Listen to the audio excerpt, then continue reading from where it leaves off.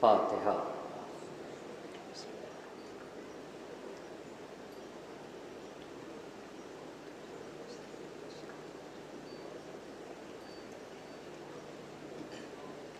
لا حول ولا قوة إلا بالله العلي العظيم۔ أعوذ بالله من الشيطان اللعين الرجيم۔ بسم الله الرحمن الرحيم۔ الحمد لله رب العالمين، الصلاة والسلام على أشرف الأنبياء والمرسلين، خاتم النبيين، سیدنا و مولانا ابی القاسم محمد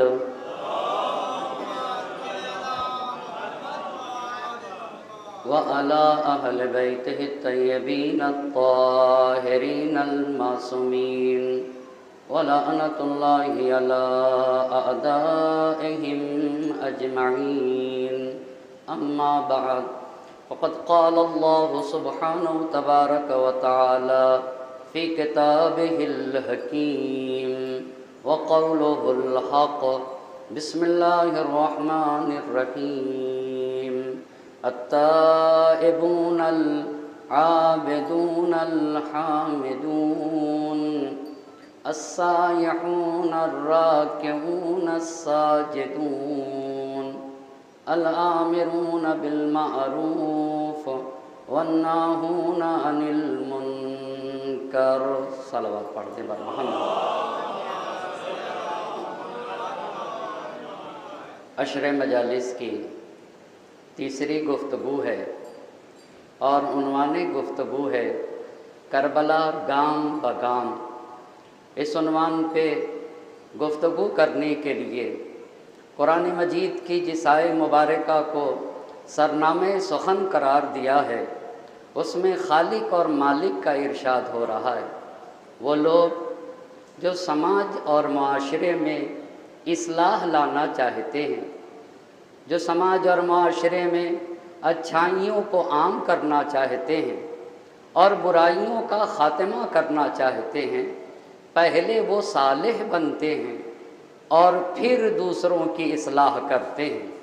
جب ان کے یہاں یہ 6 شرطیں آ جاتی ہیں، پھر وہ سماج اور معاشرے کی اصلاح کے لیے نکلتے ہیں۔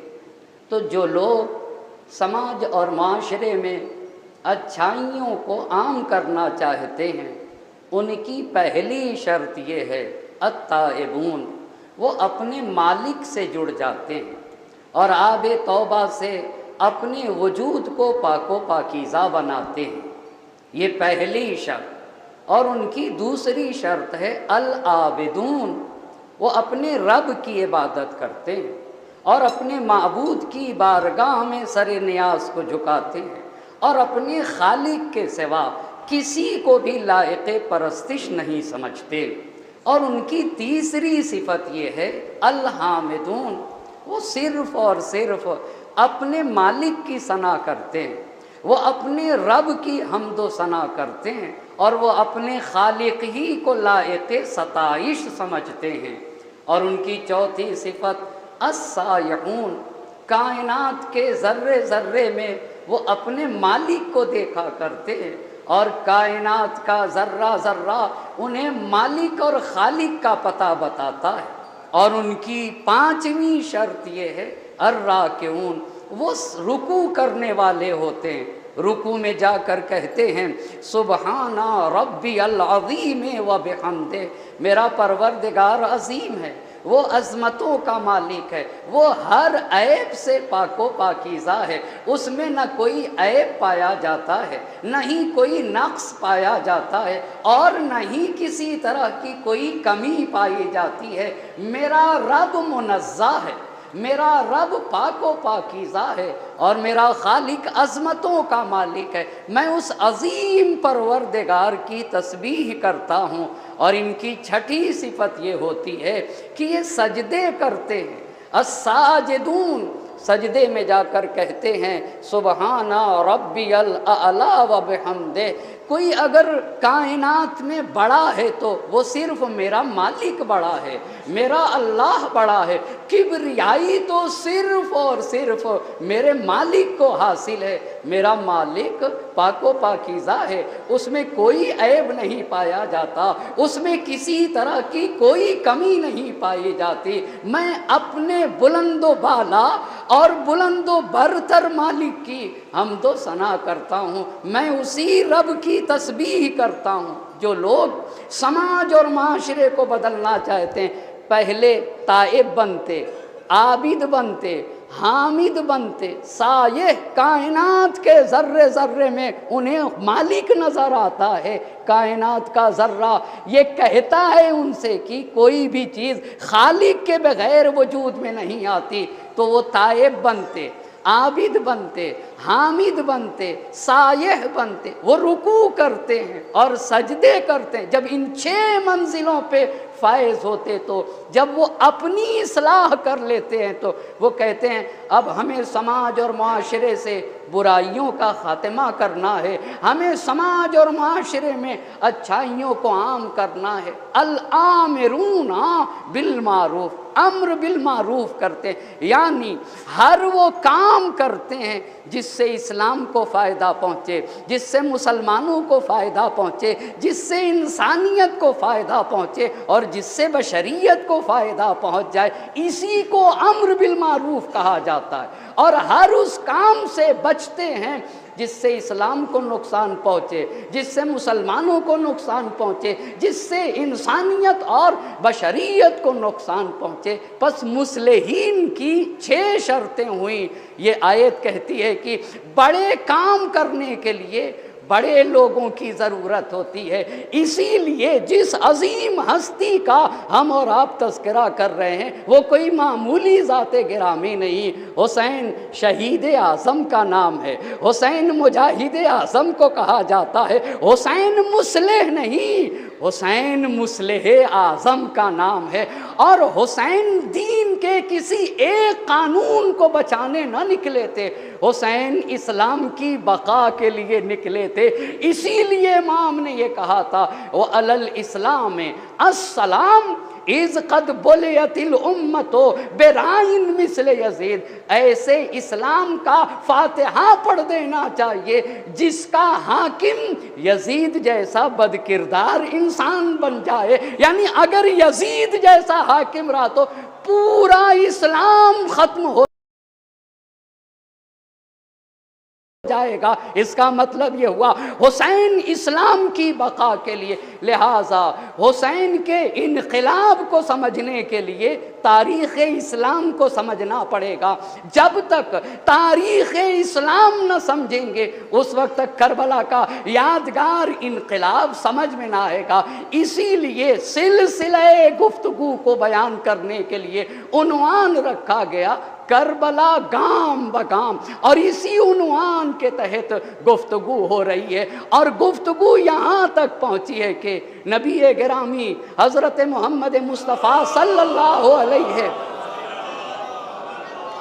وآلہ وسلم کی وفات 28 صفر سن 11 ہجری ہے۔ نبی کی رحلت کے بعد حکومت کو، خلافت کو غصب کر لیا گیا۔ پہلے خلیفہ 11 سے 13 ہجری تک رہے، دوسرے خلیفہ 13 سے 23 ہجری تک رہے، تیسرے خلیفہ 23 سے 35 ہجری تک رہے۔ یہی تو بات ہے نا۔ پس پہلے خلیفہ 11 سے 13 ہجری، دوسرے خلیفہ 13 سے 23 ہجری، تیسرے خلیفہ 23 سے 35 ہجری تک رہے، اور تیسرے خلیفہ کا انتقال سن 35 ہجری ذی الحجہ کے مہینے میں ہوتا ہے۔ جب تیسرے خلیفہ کا قتل ہو جاتا ہے تو سارے مسلمان در علی پہ ٹوٹ پڑے، تو امام کے دست مبارک پر بیعت ہوئی 35 ہجری میں 25 ذی الحجہ کو جمعے کے دن۔ پس سن 35 ہجری 25 ذی الحجہ جمعے کے دن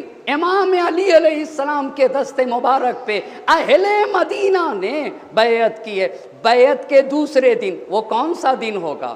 دوسرے دن سنیچر کا دن، سیٹرڈے کو امام علی مقام نے ایک خطبہ دیا۔ اس خطبے میں اپنے حکومت کے اصول بیان کیے، اور اس کے بعد دوسرے دن، دوسرا دن کون ہوگا؟ سنڈے کے دن امام نے کہا کہ سارے لوگ آئیں۔ کس لیے آئیں؟ امام نے بیت المال سے وظیفہ تقسیم کرنے کو کہا، اور امام نے اپنے کاتب عبید اللہ ابن ابی رافع کو بلایا، کہا پہلے مہاجرین کو بلاؤ، مہاجرین کو 3 درہم دو، مہاجرین کو دے دیا۔ پھر کہا انصار کو بلاؤ، انصار کو بھی 3 درہم دیا۔ مہاجر کسے کہتے ہیں؟ مکے کے رہنے والے وہ مسلمان جو مکہ چھوڑ کے مدینہ آئے تھے، انہیں کیا کہا جاتا ہے؟ مہاجر کہا جاتا ہے۔ اور انصار کسے کہتے ہیں؟ مدینے میں 2 قبیلے تھے، ایک کا نام تھا اوس، دوسرے کا نام تھا خزرج۔ اوس اور خزرج جب مسلمان ہوئے تو انہی کو انصار کہا گیا۔ اچھا، تو پہلے مہاجر کو دو، مہاجر کو کتنا دیا جائے گا؟ 3 درہم۔ اچھا، پھر انصار کو دو، انصار کو کتنا دیا جائے گا؟ 3 درہم۔ سہل بن حنیف آگے بڑھے، اور سہل بن حنیف نے امام سے کہا کہ یہ میرا غلام تھا، کل تک غلام تھا، آج کیا ہے؟ آج کیا ہے؟ آج آزاد کر دیا ہے، یہ بتائیے اس کا کیا ہوگا؟ امام نے کہا جتنا تم کو دوں گا اتنا ہی اس کو بھی دوں گا۔ اللہ اللہ، جتنا تم کو دوں گا اتنا ہی اس کو دوں گا۔ بس یہی مساوات تھی، یہی برابری تھی، جس نے طلحہ کے اوپر، جس نے زبیر کے اوپر، جس نے عبداللہ ابن عمر کے اوپر، جس نے مروان بن حکم کے اوپر علی کی عدالت کی بجلی گرا دی۔ انہوں نے وظیفہ نہ لیا، انہوں نے وظیفہ نہ لیا۔ کس نے نہ لیا؟ طلحہ نے نہ لیا، زبیر نے نہ لیا، اور کس نے نہ لیا؟ عبداللہ ابن عمر نے نہ لیا، مروان بن حکم نے نہ لیا، اور دوسرے لوگوں نے نہ لیا۔ یہیں سے علی کی مخالفت شروع ہو گئی۔ ایک ایک بات پہ توجہ کریے گا، بڑی عظیم عظیم باتیں آپ کی خدمت میں عرض کرنا ہے۔ یہ بتائیے ان کی اصلی تکلیف کیا تھی، تاکہ آگے کی مسئلہ حل ہو سکے نا۔ طلحہ زبیر کو امام سے مشکل کیا تھی کہ آپ سب کو برابر کیوں دیتے ہیں؟ وہ کیا چاہتے تھے؟ ہم کو زیادہ دیجئے، دوسروں کو ہم سے کم دیجئے۔ بس ایک مشکل یہ تھی کہ علی برابر سے تقسیم کرتے ہیں، علی عدل و انصاف سے کام لیتے ہیں، یہ پہلی مشکل ہے، توجہ کریے گا۔ اس کے بعد اب دوسرا دن آیا، یہیں تک تو کل چھوڑا تھا، یہیں تک کل چھوڑا تھا، اب دوسرا دن آ گیا۔ یہ کون سا دن ہوگا؟ جمعے کو بیعت ہوئی، سیٹرڈے کو امام نے خطبہ دیا، سنڈے کو بیت المال تقسیم کیا، اب آ گیا منڈے۔ اچھا، دوشنبے کا دن آیا۔ دوشنبے کا دن مسجد النبی ہے۔ مسجد النبی کہاں ہے؟ مسجد النبی مدینہ منورہ میں ہے، مسجد النبی ہے، علی مرتضیٰ ہیں، لوگ امام کے ارد گرد بیٹھے ہیں۔ اتنے میں طلحہ اور زبیر آ گئے، اور طلحہ زبیر نے آ کے لوگوں سے ہٹ کر کے مسجد کے گوشے میں جا کے بیٹھ گئے۔ کون؟ طلحہ زبیر۔ طلحہ اور زبیر کے بعد مروان آیا، مروان کے ساتھ سعید بن عاص آیا، سعید بن عاص کے ساتھ عبداللہ ابن زبیر۔ کون کون کون؟ مروان، سعید بن عاص، عبداللہ ابن زبیر، یہ 3 آئے، اور آنے کے بعد کس کے پاس بیٹھ گئے؟ طلحہ اور زبیر کے پاس بیٹھ گئے۔ کتنے لوگ ہو گئے؟ وہ لوگ 5 لوگ ہو گئے۔ پھر کچھ قریش کے اور لوگ آئے، وہ بھی جا کے ان کے ساتھ بیٹھ گئے۔ بس ایک طرف امام علی اور آپ کے اصحاب، اور دوسری طرف مسجد کے گوشے میں کون کون ہے؟ طلحہ، زبیر، مروان بن حکم، عبداللہ ابن زبیر، سعید بن عاص، اور کچھ قریش کے لوگ۔ اتنے میں تھوڑی دیر تک بیٹھے رہے، آہستہ آہستہ باتیں کرتے رہے۔ ان میں سے ایک اٹھا، اس کا نام ہے ولید ابن عقبہ۔ کون؟ ولید ابن عقبہ اٹھا۔ اٹھنے کے بعد امام کے پاس آتا ہے، امام کے پاس آ کر کہتا ہے کہ آپ نے جنگ بدر میں میرے باپ کو قتل کیا ہے۔ توجہ کرتے رہیے گا، آپ نے جنگ بدر میں میرے باپ کو قتل کیا ہے، پہلی بات۔ دوسری بات کہتا ہے کہ صرف میرے باپ کو نہیں، سعید بن عاص کے باپ کو بھی موت کے گھاٹ اتارا ہے۔ اللہ اللہ، کہاں میرے باپ کو مارا، سعید بن عاص کے باپ کو بھی جنگ بدر میں موت کے گھاٹ اتارا، اور عثمان تیسرے خلیفہ کے پاس جا کر آپ نے مروان کے باپ کی توہین کی ہے۔ مروان کا باپ کون تھا؟ حکم۔ حکم کون ہے؟ تیسرے خلیفہ کے چچا۔ مروان کون ہے؟ تیسرے خلیفہ کے چچا کا بیٹا ہے، چچا زاد بھائی ہے تیسرے خلیفہ کا۔ ولید ابن عقبہ نے کتنی باتیں کہیں، میرے باپ کو بدر میں مارا، سعید کے باپ کو بدر میں مارا، مروان کے باپ حکم کی تیسرے خلیفہ کے دربار میں جا کے توہین کی ہے۔ چوتھی بات کہا ہم عبد مناف کی اولاد ہیں۔ کس کی اولاد ہیں؟ عبد مناف کون ہے؟ رسول خدا کے پہلے دادا عبد المطلب، دوسرے دادا ہاشم، تیسرے دادا عبد مناف، چوتھے دادا کون ہیں؟ چوتھے دادا کون ہے؟ ایک صلوات پڑھ دیجئے بر محمد اور آل محمد۔ اچھا، میں بتانا چاہوں گا، رسول اللہ کے پہلے دادا عبد المطلب، دوسرے دادا ہاشم، تیسرے دادا عبد مناف، چوتھے دادا کون ہے؟ قصی۔ اچھا، میں رسول پاک کے 20 دادا بتاؤں گا، آپ کو کتنے یاد کرنا ہے؟ آپ کو 4، اور مجھے کتنے یاد کرنے چاہیے؟ مجھے 20۔ عبد المطلب بن، ہاشم بن، عبد مناف بن، قصی بن، کلاب بن، مرہ بن، کعب بن، لؤی بن، غالب بن، فیر بن، مالک بن، نضر بن، کنانہ بن، خزیمہ بن، مدرکہ بن، الیاس بن، مزر بن، نزار بن، معد بن، عدنان۔ عدنان کون سے دادا ہیں رسول خدا کے؟ رسول خدا کے 20ویں دادا کو عدنان کہا جاتا ہے۔ آپ کو کتنے یاد کرنے؟ جی 4۔ اپنے دادا یاد ہوں یا نہ ہوں، رسول خدا کے دادا یاد ہونا چاہیے۔ ایک صلوات پڑھیں بر محمد اور آل محمد۔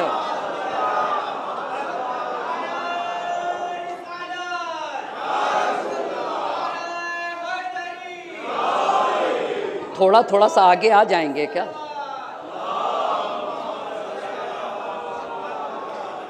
تو اس مجمع سے ولید ابن عقبہ اٹھا، اس نے پہلی بات کیا کہی کہ میرے باپ کو آپ نے بدر میں مارا، سعید بن عاص کے باپ کو بدر میں موت کے گھاٹ اتارا ہے، اور مروان کے باپ حکم کی عثمان کے سامنے توہین کی ہے، اور چوتھی بات کہا کہ ہم عبد مناف کی اولاد ہیں۔ یعنی ولید کہہ رہا تھا آپ بھی عبد مناف کی اولاد، ہم بھی عبد مناف کی اولاد، لہٰذا اے علی ہم آپ کے بھائی ہیں۔ بہت توجہ کریے گا، اے علی ہم آپ کے بھائی ہیں۔ تیسرے خلیفہ نے ہمیں جتنے مال دیے ہیں پلیز آپ ہم سے واپس نہ لیجئے۔ اللہ اللہ، آپ ہم سے، چونکہ امام نے کہا تھا جن کو زمینیں دی گئی ہیں، جو اچھے اچھے گھوڑوں پہ سوار ہیں، جنہوں نے خوبصورت کنیزیں اپنے پہلو میں رکھی ہیں نا، ساری چیزیں میں واپس پلٹاؤں گا۔ انہوں نے کہا اے علی ابن ابی طالب، ہمارے دادا ایک ہیں، آپ کے بھی دادا عبد مناف، ہمارے دادا بھی عبد مناف ہیں، ہم تو بھائی ہیں، پلیز جو تیسرے خلیفہ نے جو مال ہمیں دیا ہے نا، آپ اسے نہ لیجئے گا۔ امام نے کہا یہ ہو ہی نہیں سکتا۔ اللہ اللہ، امام نے کہا یہ ہو ہی نہیں سکتا۔ یہاں مشکل کیا تھی؟ انہوں نے کہا تھا جو ہم کو بغیر استحقاق کے مال ملا ہے وہ ہم سے واپس نہ لیجئے گا۔ یہ بتائیے کیسے امام واپس نہ لیں؟ بھائی آپ کا مال میں لے لوں، آپ کا مال میں لے لوں تو کیا میں اس مال کا مالک بن جاؤں گا؟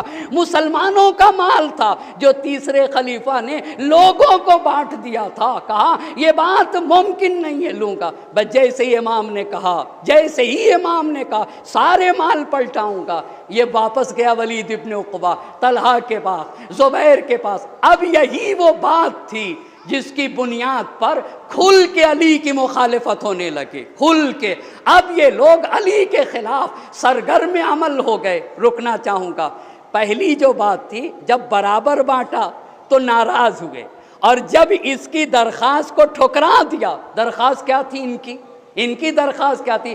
جو ہم کو ملا ہے اسے آپ واپس نہ لیجئے گا۔ امام نے کہا یہ تو ہو ہی نہیں سکتا، واپس لوں گا۔ اب جب دیکھا کہ علی واپس لیں گے، بس یہ لوگ علی کی مخالفت میں سرگرم عمل ہو گئے، کھل کے مخالفت کرنے لگے۔ جب کھل کے مخالفت کرنے لگے تو عمار یاسر، ابو ایوب انصاری، سہیل بن حنیف اور امام کے کچھ دوسرے اصحاب امام کے پاس آئے اور امام سے کہنے لگے، اب کس نے مخالفت شروع کی ہے؟ کس نے مخالفت شروع کر دی؟ طلحہ نے، زبیر نے، مروان نے، سعید بن عاص نے، عبداللہ ابن زبیر نے اور ولید ابن عقبہ اور دیگر قریش نے۔ کیوں مخالفت کی؟ کیوں مخالفت کی؟ ایک صلوات پڑھ دیجئے بر محمد اور آل محمد۔ ایک اور صلوات پڑھ دیں بر عظمت محمد اور آل محمد۔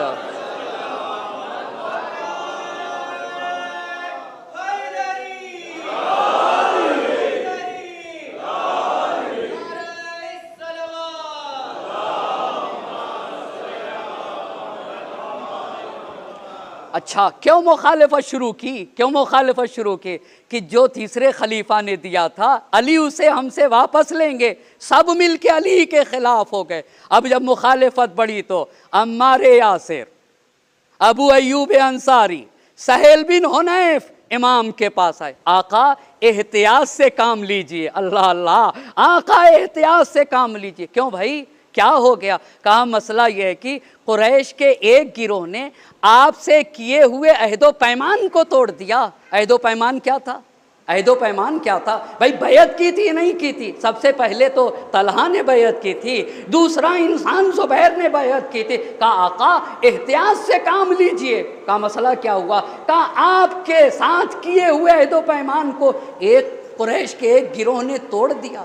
وہ ہم سے بھی کہہ رہے ہیں، وہ ہم سے بھی کہہ رہے ہیں تم بھی علی کی مخالفت کرو، تم بھی علی کے ساتھ کیے ہوئے عہد و پیمان کو توڑ دو۔ کیوں؟ کہ وہ یہ کہتے ہیں کہ علی کی مخالفت اس لیے ہونا چاہیے کہ علی سب کو برابر دیتے ہیں۔ اللہ اللہ، یہ تاریخ ہے، خدا کی قسم جو تاریخ ہے وہ آپ کی خدمت میں۔ کہا علی کی مخالفت اس لیے کی جائے کہ علی سب کو کیا کرتے ہیں؟ برابر دیتے ہیں۔ پھر امام سے عمار نے، ابو ایوب نے، سہیل بن حنیف نے امام سے کہا کہ آقا یہ لوگ عثمان کے خون کو عنوان بنانا چاہ رہے ہیں۔ یعنی کیا؟ یعنی کیا؟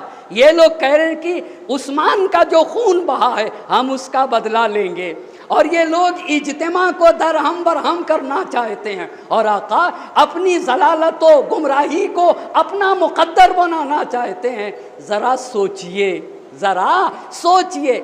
گویا یہ امام کے اصحاب امام سے کہہ رہے تھے کہ تھوڑا احتیاط سے کام لیجئے۔ اللہ اللہ، جب یہ بات کہی تو امام وہی ممبر پہ تشریف لے گئے، اسی منڈے کے دن ممبر پہ تشریف لے گئے۔ ایک طرف طلحہ، زبیر، مروان بن حکم، سعید بن عاص، ولید بن عقبہ، اور دوسری طرف امام کا مجمع ایک خطبہ دیا۔ خطبے میں امام نے چند اہم باتیں بتائیں۔ پہلی بات، ان کا کیا کہنا تھا بتائیے گا؟ طلحہ زبیر کا کیا کہنا تھا؟ ہمیں زیادہ ملنا چاہیے، لوگوں سے زیادہ ملنا چاہیے۔ ہم نے تلوار چلائی ہے، ہم نے اسلام کی ترقی میں کردار ادا کیا ہے، ہماری تلوار کے بدولت بیت المال میں مال آیا ہے، لہٰذا ہمیں زیادہ ملنا چاہیے۔ امام کھڑے ہوئے، ممبر پہ تشریف لے گئے۔ سب سے پہلی بات امام نے کہی، سب سے پہلی بات یہ کہی کہ خدا کی بارگاہ میں ایک صلوات پڑھ دیجئے محمد اور آل محمد۔ ایک اور صلوات پڑھ دیجئے گا مل جل کر۔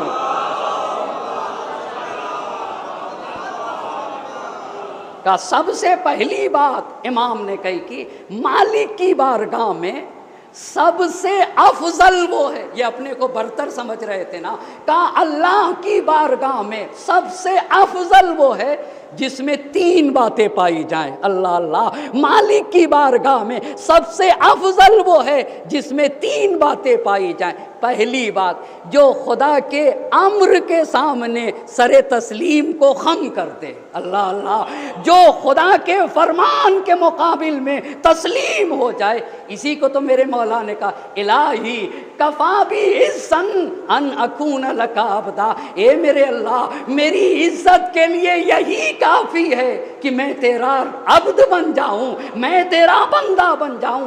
وَكَفَى بِي فَخْرًا أَن تَكُونَ لِي رَبًّا، اور میرے فخر کے لیے یہ کافی ہے تو میرا رب بن جا۔ اللہ اللہ، تو میرا رب بن جا۔ اے میرے اللہ، تو میرا ویسا رب ہے جیسا میں چاہتا ہوں، مجھے بھی ویسا بندہ بنا لے جیسا تو چاہتا ہے۔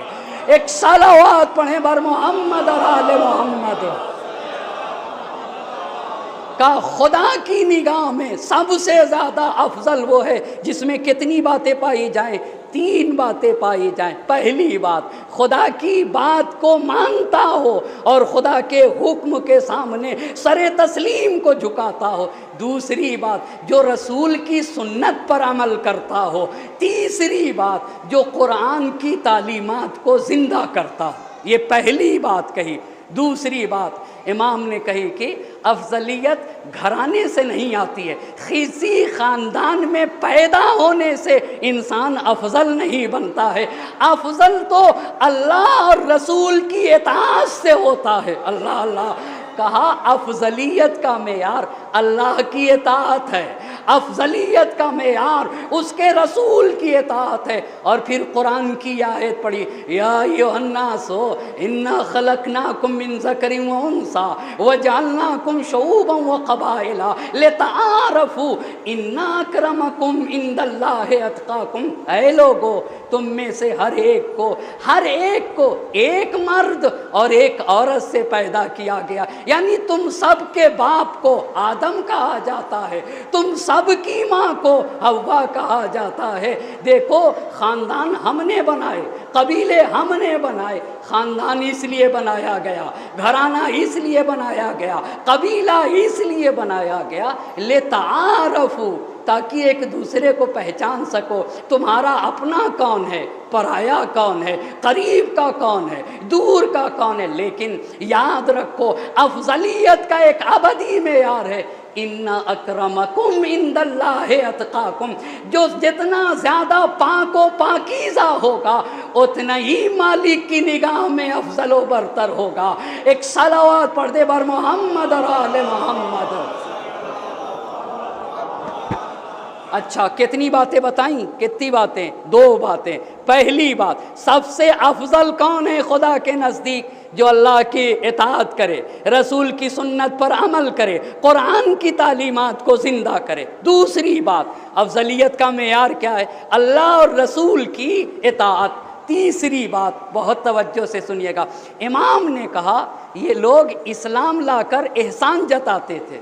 بہت توجہ کریے گا، اگر ہم شیعہ ہیں تو ہم نے مذہب پر احسان نہیں کیا، مذہب نے ہم پر احسان کیا ہے۔ اللہ اللہ اللہ اللہ، اگر ہم مسلمان ہیں تو ہم نے اسلام پر احسان نہیں کیا، اللہ نے ہم پر احسان کیا ہے کہ ہمیں مسلمان بنایا ہے۔ یہ اللہ کا احسان ہے کہ ہمیں اہل بیت کی ولایت سے مالا مال فرمایا ہے۔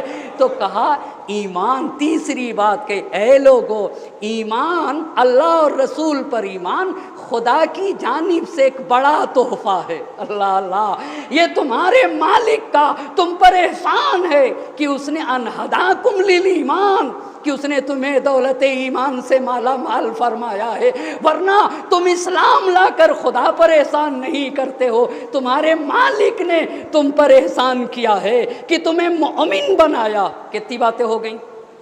کیا کیا؟ پہلی بات، سب سے افضل، آپ گھبرائیے گا نہیں، ایک صلوات پڑھ دیجئے محمد اور آل محمد۔ بالکل نہ گھبرائیے گا، پوچھوں گا آپ سے، جواب میں خود دوں گا۔ پہلی بات، سب سے افضل کون؟ جن میں 3 باتیں پائی جائیں، اللہ کی اطاعت کرے، رسول کی سنت پر عمل کرے، قرآن کی تعلیمات کو زندہ کرے۔ دوسری بات، افضلیت کا معیار کیا ہے؟ افضلیت کا معیار اللہ اور رسول کی اطاعت۔ تیسری بات، اللہ اور رسول پر ایمان خدا کی جانب سے ایک بڑا تحفہ ہے۔ اللہ نے ہم پر احسان کیا ہے کہ ہمیں دولت ایمان سے مالا مال فرمایا۔ یہ مالک کا احسان ہے کہ ہمیں ایک اسلامی معاشرے میں، ایک مسلمان گھر میں پیدا کیا، صرف مسلمان گھر میں نہیں، اس گھر میں پیدا کیا جہاں محبت نبی اور آل نبی کا چراغ جلتا ہو۔ جہاں نبی اور آل نبی کی محبت کا چراغ جلتا ہو۔ چوتھی بات یہ بتائیے، ان کو پیسہ ہی تو چاہیے تھا، انہیں کیا چاہیے تھا؟ انہیں مال دنیا ہی تو چاہیے تھا۔ عادت کہاں سے بگڑی تھی جی؟ عادت کہاں سے بگڑی تھی؟ تیسری حکومت میں، بلکہ دوسری ہی حکومت سے آگے عادت بگڑی تھی، کیونکہ دوسرے خلیفہ دیکھتے تھے کس نے تلوار زیادہ چلائی ہے تو اس کو زیادہ دے دیا کرتے تھے، تو عادت تو دوسری حکومت سے بگڑی ہے۔ اچھا، ان کی مشکل کیا تھی؟ یہ بتائیے، کرایہ دار کی حالت کیا ہوتی ہے؟ بولیے، کرایہ دار کی حالت کیا ہوتی ہے؟ بھائی جس وقت مالک مکان کہہ دے، جیسے آپ کے قرارداد ختم ہوئی، مالک مکان کہہ دے تو کیا کرنا پڑے گا جی؟ خالی کرنا پڑے گا نا۔ امام نے کہا دنیا تمہارا گھر نہیں ہے، تم کرایہ دار ہو۔ اللہ اللہ، دنیا تمہارا گھر نہیں ہے، کب تم سے خالی کرا لیا جائے کیا پتا ہے یا نہیں ہے؟ بھائی کس وقت کس کی موت آ جائے کسے پتا؟ کہا تم دنیا کو اپنی رضا اور غصے کا محور قرار دیتے ہو، دنیا تمہارا گھر نہیں ہے، تم اس دنیا میں کرایہ دار ہو، کب تم سے خالی کرا لیا جائے؟ پھر سے ایک مرتبہ، پہلی بات، سب سے افضل کون؟ اللہ کی جو اطاعت کرے، رسول کی سنت پر عمل کرے، قرآن کی تعلیمات کو زندہ کرے۔ پہلی بات، افضلیت کا معیار اللہ اور رسول کی اطاعت۔ تیسری بات، اللہ اور رسول پر ایمان سب سے بڑا سرمایہ ہے۔ چوتھی بات کیا کہی؟ دنیا تمہارا گھر نہیں ہے، تم کیا ہو؟ کرایہ دار ہو۔ دنیا کی وجہ سے تم مجھ سے اختلاف کرتے ہو، دنیا ملے گی تو علی سے راضی ہو، اور علی تمہیں تمہارا حق نہ، حق کیا بات ہے؟ علی دوسروں کا حق تم سے لے لیں تو تم علی سے ناراض ہوتے ہو، دے دیں تو راضی، لے لیں تو ناراض۔ دیکھو غفلت میں نہ رہنا۔ پانچویں بات کہا بیت المال اللہ کا مال ہے۔ اللہ اللہ، بیت المال اللہ کا مال ہے، تم اللہ کے بندے ہو۔ نبی کی سنت تھی، نبی لوگوں کو بیت المال برابر سے تقسیم کرتے تھے۔ میں شیخین کی سنت پر عمل نہیں کروں گا، نبی کی سنت پر عمل کروں گا۔ میں شیخین کی سنت پر عمل نہ کروں گا، نبی کی سنت پر۔ خطبہ دیا، ممبر سے نیچے تشریف لے آئے، 2 رکعت نماز پڑھی، 2 رکعت نماز پڑھنے۔ اچھا، طلحہ سن رہا تھا کہ نہیں جی؟ طلحہ بھی سن رہا تھا، زبیر بھی سن رہا تھا۔ سب کو کہا اچھا تو عمار کو بلایا، عمار یہاں۔ عبد الرحمن ابن حسل قرشی، آپ بھی ایک مرتبہ کہیے، کس کو بلایا؟ عمار یاسر کو بلایا۔ دوسرا، عبد الرحمن ابن حسل قرشی کو بلایا۔ ایک صلوات پڑھیے محمد اور آل محمد پہ۔ اچھا، عمار یاسر عبد الرحمن ابن حسل قرشی کو بلایا، کہا دیکھو جاؤ طلحہ اور زبیر کو بلا کے لاؤ۔ اللہ، اب طلحہ اور زبیر سے علی کا استدلال سنیے گا، علی کا استدلال۔ کہا طلحہ اور زبیر کو بلا کے لاؤ۔ طلحہ اور زبیر آئے، امام نے طلحہ زبیر آ کے بیٹھے امام کے سامنے۔ امام نے طلحہ زبیر سے پوچھا یہ بتاؤ تمہیں خدا کا واسطہ، بہت توجہ سے سنیے گا، ایسا نہ ہو آپ سنیں اور باتیں یہیں چھوڑ دیں، ساری باتیں اپنے ذہنوں میں محفوظ کریے۔ کیا مولانا اتنی باتیں بھی ذہنوں میں محفوظ کی جا سکتی ہیں؟ طریقے سے کی جاتی ہیں، یہ تو ہمارے گھر کے پلے ہوئے طوطے بھی یاد کر سکتے ہیں۔ ایک صلوات پڑھ دے بر محمد اور آل محمد۔ طلحہ اور زبیر کو بلایا، طلحہ اور زبیر سے کہا تھے نہ تم پر کوئی زور زبردستی کی گئی، تم نے خوشی خوشی میرے ہاتھوں پہ بیعت کی ہے، کیا ایسا نہیں ہے؟ دونوں نے کہا ہاں ایسا ہی ہے۔ جب یہ دو اقرار کرا لیا تو امام نے پوچھا یہ بتاؤ پھر تمہارے رویے میں بدلاؤ کیوں؟ پھر تمہارے رویے میں بدلا؟ آپ سے پوچھنا چاہتا ہوں یہ بتائیے راستہ پوچھنے والا حاکم ہوگا یا راستہ بتانے والا؟ آپ بتائیے نا، رہبر کون ہوگا؟ جو راستہ جانتا ہے وہ رہبر ہوگا یا جو راستہ پوچھتا ہے؟ بھائی رہبر تو وہ ہوگا نا جو راستہ بتاتا ہے، وہ رہبر ہوگا نہ کہ جو راستہ پوچھتا ہو۔ کہا تمہارے رویے میں بدلاؤ کیوں؟ انہوں نے کہا طلحہ زبیر نے ہم نے بیعت اس لیے کی تھی آپ حکومت میں ہم سے مشورہ کیے بغیر کوئی کام نہ کریں گے۔ اچھا علی تو تم ہی کیوں نہیں حاکم بن گئے؟ اگر علی کو تم سے مشورہ کرنا ہے، کہا ہم نے بیعت اس لیے کی تھی کہ آپ ہم سے مشورہ کیے بغیر کوئی کام انجام نہ دیں گے، آپ ہماری رائے لیے بغیر، آپ ہماری نظر لیے بغیر کوئی بھی کام انجام نہیں دیں گے۔ آپ ہماری فضیلت کو جانتے ہیں، آپ ہماری برتری کو جانتے ہیں، اور آپ نے جب بیت المال بانٹا تو سب کو برابر سے دے دیا۔ اب یہاں پر امام نے کہا تمہاری علی سے توقع بہت زیادہ ہے، خدا کی بارگاہ میں توبہ کرو، خدا کی بارگاہ میں مغفرت طلب کرو۔ پھر امام نے طلحہ زبیر سے بھی سب کا جواب دیں گے، امام نے طلحہ زبیر سے پوچھا یہ بتاؤ کیا میں نے تمہارا حق مارا ہے؟ بہت توجہ کرنے کی ضرورت ہے۔ کیا میں نے تمہارا حق مارا ہے؟ کیا میں نے تم دونوں پر ظلم و ستم کیا؟ کہا ہرگز نہیں۔ اللہ اللہ، کیا شان علی ابن ابی طالب ہے، کہا ہرگز نہیں۔ پھر امام نے پوچھا تمہیں خدا کا واسطہ یہ بتاؤ کیا میں نے خدا کا کوئی حکم پامال کیا ہے؟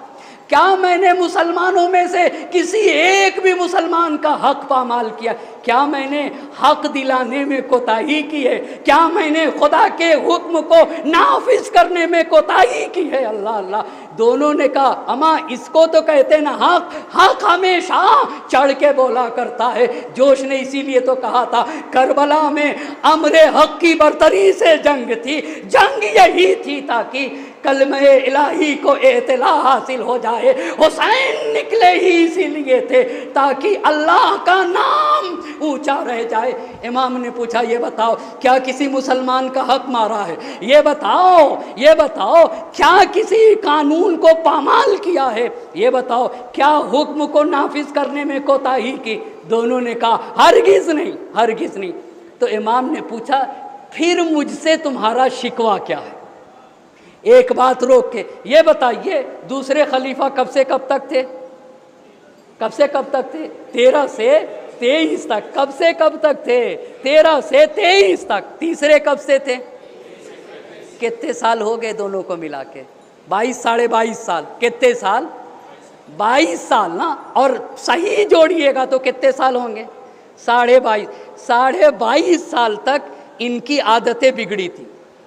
22.5 سال تک بہت یہ میں نہیں کہہ رہا ہوں، ابن ابی الحدید معتزلی نے اپنی کتاب نہج البلاغہ کی شرح کی ہے، یہ سنی عالم دین ہے، انہوں نے اپنے استاد ابو جعفر سے نقل کیا ہے کہ میرے استاد ابو جعفر کہتے ہیں کہ کیوں علی نے جب برابر بانٹنا چاہا تو کیوں علی کے یہ دشمن ہو گئے؟ کہا اس لیے کہ 10 سال دوسرے خلیفہ کا زمانہ، 12 سال تیسرے خلیفہ کا زمانہ، 22 ساڑھے 22 سال تک ان کو ناحق لینے کی اتنی عادت پڑ گئی تھی کہ وہ اس کو اپنا مسلم حق سمجھتے تھے۔ اسی لیے جب علی نے رسول کے زمانے کی طرف پلٹانا چاہا تو علی کے خلاف کھڑے ہو گئے، علی کے خلاف۔ امام نے پوچھا جب میں نے تم پر ظلم نہیں کیا، جب میں نے کسی کا حق پامال نہیں کیا، جب میں نے خدا کا کوئی قانون پامال نہیں کیا تو تمہارا مجھ سے شکوہ کیا ہے؟ بہت توجہ کریے گا، تمہارا مجھ سے شکوہ کیا ہے؟ کہنا کیا چاہتے ہو؟ آپ کو پتہ ہے کیا کہا؟ یہی تو المیہ ہے تاریخ کا۔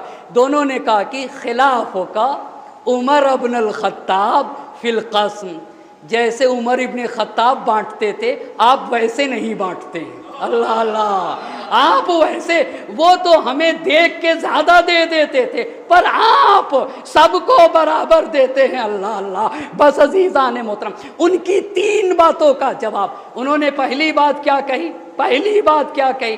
آپ ہم سے مشورہ نہیں کرتے۔ دوسری بات انہوں نے یہ کہی کہ آپ سب کو برابر دیتے ہیں، اور تیسری بات یہ کہی طلحہ زبیر نے، ہم نے اسلام کی راہ میں تلواریں چلائی ہیں، ہماری تلوار سے، ہمارے نیزے سے بیت المال میں مال زیادہ ہوا، آپ کو ہمیں زیادہ دینا چاہیے۔ یہ 3 سوال۔ امام نے پہلے سوال کا آپ ہم سے مشورہ نہیں کرتے، امام نے کہا آپ کو پتہ ہے امام حسن مجتبیٰ علیہ السلام نے بھی یہی کہا تھا، بھئی قرآن اور سنت کے مطابق عمل ہونا چاہیے۔ انہوں نے کہا آپ ہم سے مشورہ نہیں کرتے، مشورہ کیے بغیر آپ لوگوں کو بانٹ دیتے۔ امام نے کہا دیکھو میری حکومت کے جو قانون کی کتاب ہے وہ 2 چیزیں، کیا کیا؟ کیا کیا؟ ایک اللہ کی کتاب اور دوسرے نبی کی سنت۔ سنت کس کو کہتے ہیں؟ سنت کس کو کہتے ہیں؟ نبی کی سنت، نبی کی حدیث نبی کی سنت ہے، نبی کا عمل نبی کی سنت ہے۔ بہت توجہ کریے گا۔ بس اگر نبی بولے حدیث ارشاد فرمائے اس کو بھی سنت کہتے ہیں، نبی اگر کوئی عمل کرے تو وہ بھی کیا ہے؟ سنت ہے۔ تو نبی کیسے بانٹتے تھے؟ کیسے بانٹتے تھے نبی؟ کیسے بانٹتے تھے؟ سب کو برابر بانٹتے تھے۔ انہوں نے کہا آپ ہم سے مشورہ کیے بغیر بانٹ دیتے۔ امام نے کہا میں نے خدا کی کتاب اور نبی کی سنت نے جن جن چیزوں کی طرف میری رہنمائی کی میں اس پر عمل کرتا ہوں۔ اگر کوئی حکم جب تک اللہ کی کتاب میں اور نبی کی سنت میں حکم موجود ہے اس وقت تک مشورے کی ضرورت نہیں، نہ تم سے نہ کسی اور سے۔ اللہ اللہ بھائی، جب خدا کی کتاب میں حکم موجود ہے، نبی کی سنت میں حکم موجود ہے تو کسی سے مشورے کی ضرورت نہیں، نہ تم سے نہ کسی اور سے۔ اور اگر خدا نہ خواستہ اللہ کی کتاب یا نبی کی سنت میں کوئی حکم نہ رہے گا تو اس وقت دیکھا جائے گا، ورنہ جب تک حکم موجود ہے کسی طرح کے مشورے کی ضرورت نہیں۔ یہ ایک بات ہو گئی۔ دوسرا کیا تھا؟ آپ سب کو برابر دیتے ہیں۔ نبی نے کہا تم بھی گواہ ہو میں بھی گواہ ہوں، یہ بتاؤ نبی گرامی کیسے دیتے تھے؟ ایک صلوات پڑھ دیجئے محمد اور آل محمد۔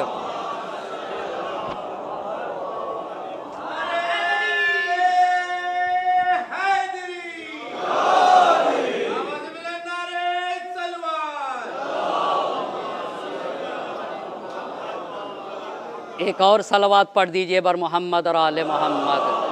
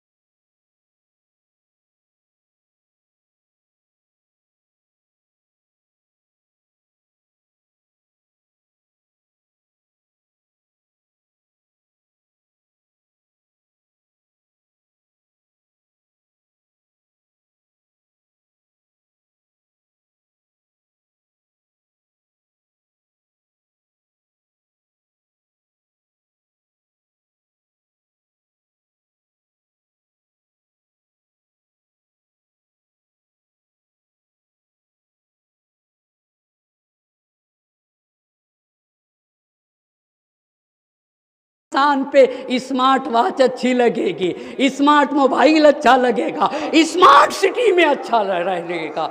अच्छा, कितनी बातें बताई मैंने, कितनी बातें बताई।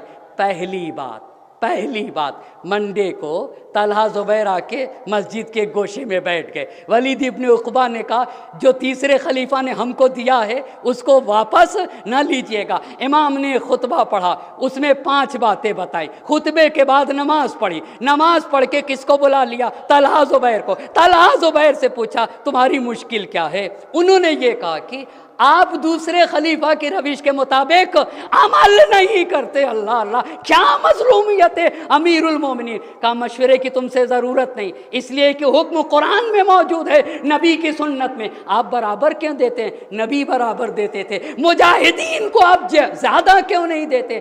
नबी भी मुजाहिदीन को इतना ही देते थे। अच्छा, तो इन्होंने जिहाद किया, उसका क्या होगा? का उसका अज्र खालिक और मालिक के पास महफूज है। अल्लाह अल्लाह, इन्होंने जिहाद खालिक के लिए किया है, उसका अज्र वहाँ पे मौजूद होगा। अम्मा बहुत तवज्जो करिएगा। अब जब इतनी बात हो गई तो ज़ुबैर के नाम मुआविया का ख़त आता है। किसके नाम? ज़ुबैर के नाम। ये ज़ुबैर है कौन, कोई बताएगा? एक सलवात पढ़ दीजिए मोहम्मद और आले मोहम्मद पे। ये बताइए फूफी किसको कहते हैं? फूफी बताइए, फूफी किसको कहते हैं जी? वालिद की बहन को। और खाला किसको कहते हैं? माँ की बहन को खाला, ठीक है ना? और बाप की बहन को क्या कहा जाता है? फूफी। ज़ुबैर कौन है? इस मजमे में छोटे बड़े सब मौजूद हैं ना, ज़ुबैर है कौन? अच्छा, अब्दुल मुत्तलिब के कितने बेटे थे जी? बिल्कुल सही फरमाया। एक सलवात पढ़िए बर मोहम्मद और आले मोहम्मद। अब्दुल मुत्तलिब के 10 बेटे, एक बेटे का नाम अब्दुल्ला, दूसरे बेटे का नाम अबू तालिब, तीसरे बेटे का नाम हमजा, चौथे बेटे का नाम अब्बास, 5वें बेटे का नाम अबू लहब। अब्दुल मुत्तलिब की कोई बेटी भी थी या नहीं थी? जी हाँ, हजरत अब्दुल मुत्तलिब की एक बेटी थी, उनका नाम था सफ़िया।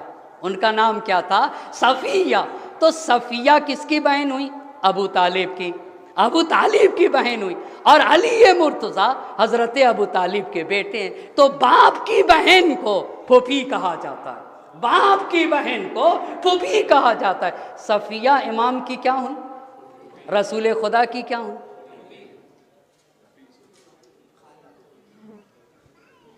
एक सलवात पढ़िए ना मोहम्मद और आले मोहम्मद। एक और सलवात पढ़िए, ऐसे मसला हल नहीं होगा। बुलंद आवाज से सलवात पढ़ दीजिए।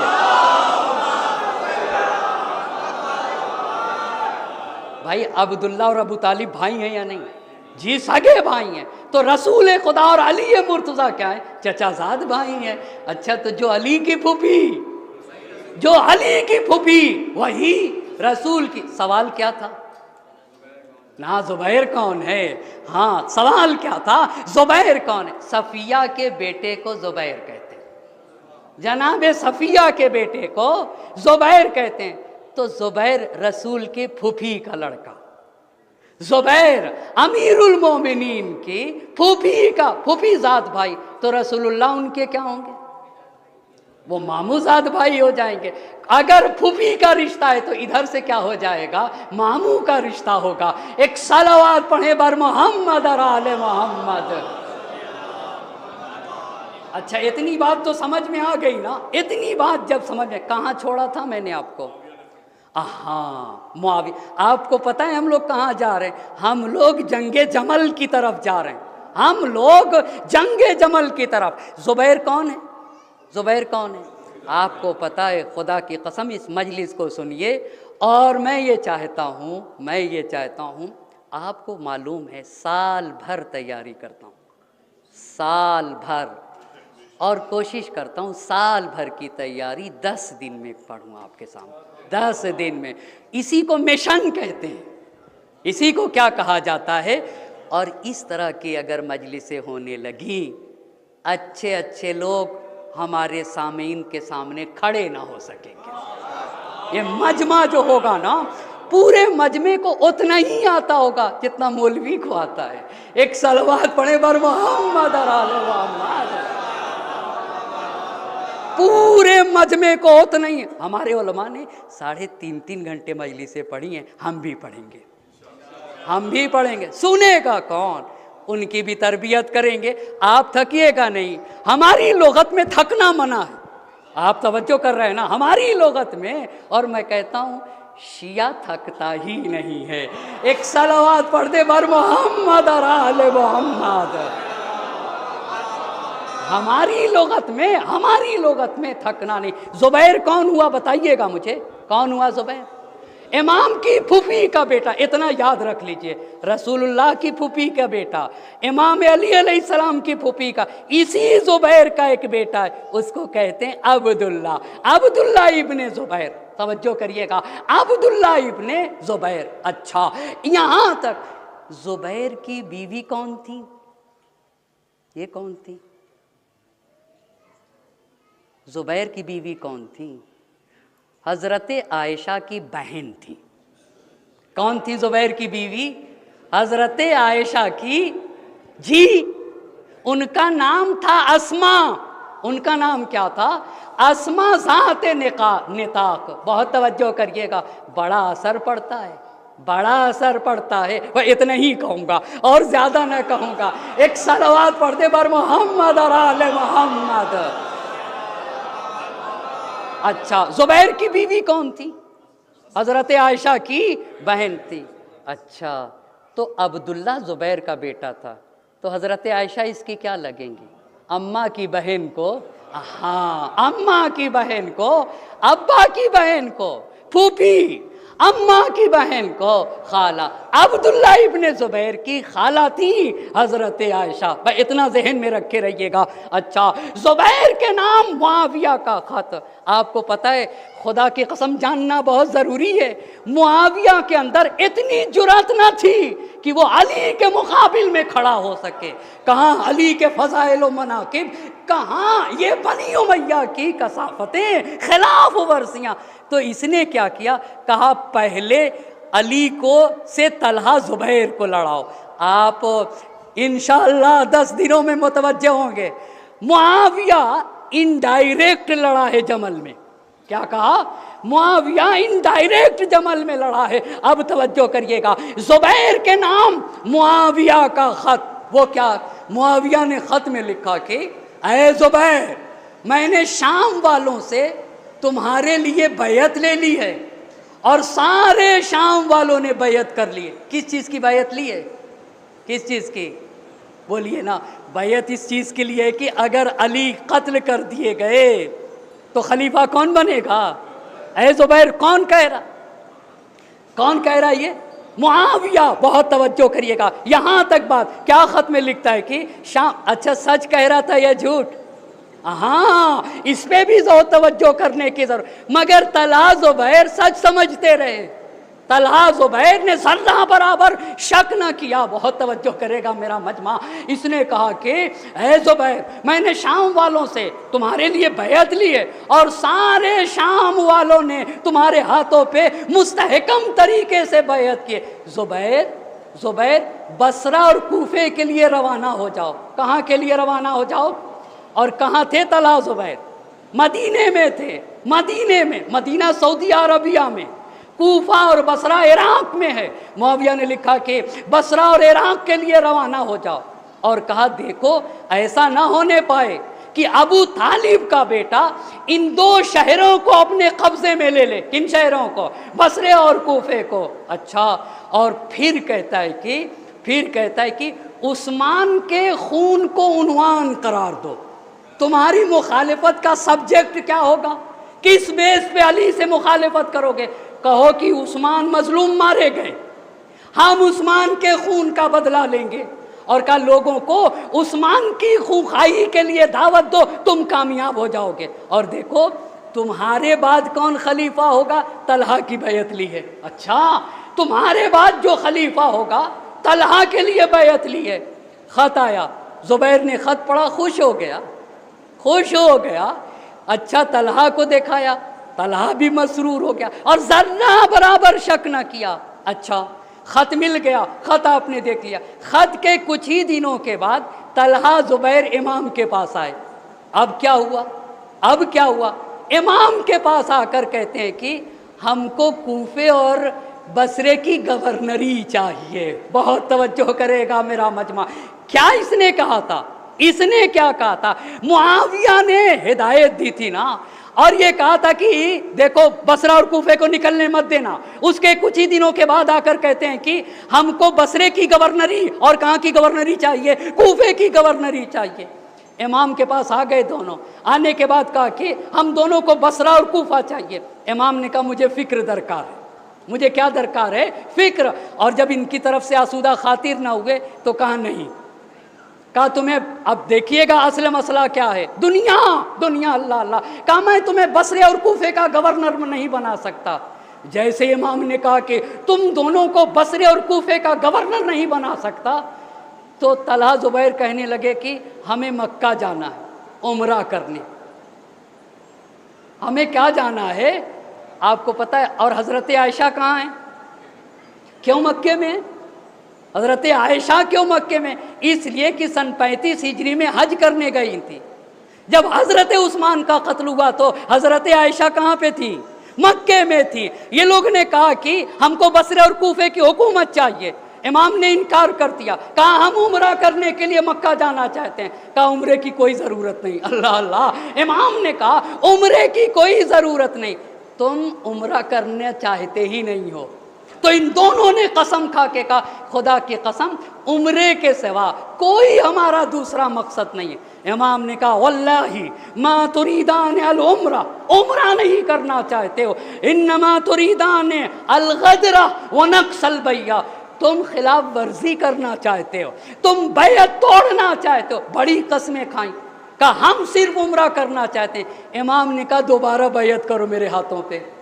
کہا امام نے کہا دوبارہ میرے ہاتھوں پہ بیعت کرو. طلحہ زبیر نے دوبارہ بیعت کی. بیعت کرنے کے بعد کہا ہم کو اجازت دیجئے, مکے میں جانا چاہتے ہیں عمرے کے لیے. امام نے کہا اچھا جاؤ, اچھا جاؤ. اب جب امام کے پاس سے یہ دونوں نکلے مکہ جانے کے لیے, تو جو لوگ حاضر تھے امام نے ان سے کہا, حاضرین سے کہا واللہ لا ترونہما الا فی الفتنۃ یقتتلان فیہا, خدا کی قسم تم ان دونوں کو نہیں پاؤ گے مگر ایک ایسے فتنے میں پاؤ گے کہ یہاں کچھ تو کشتار مچائیں گے, خوریزی مچائیں گے. اچھا اب جب طلحہ زبیر 2 مرتبہ بیعت کی نا طلحہ زبیر نے, طلحہ زبیر جب امام کے پاس سے جانے لگے تو تاریخ نے لکھا ہے کہ جو بھی ملتا تھا اس سے یہ کہتے تھے کہ ہماری گردن پہ علی کی کوئی بیعت نہیں ہے.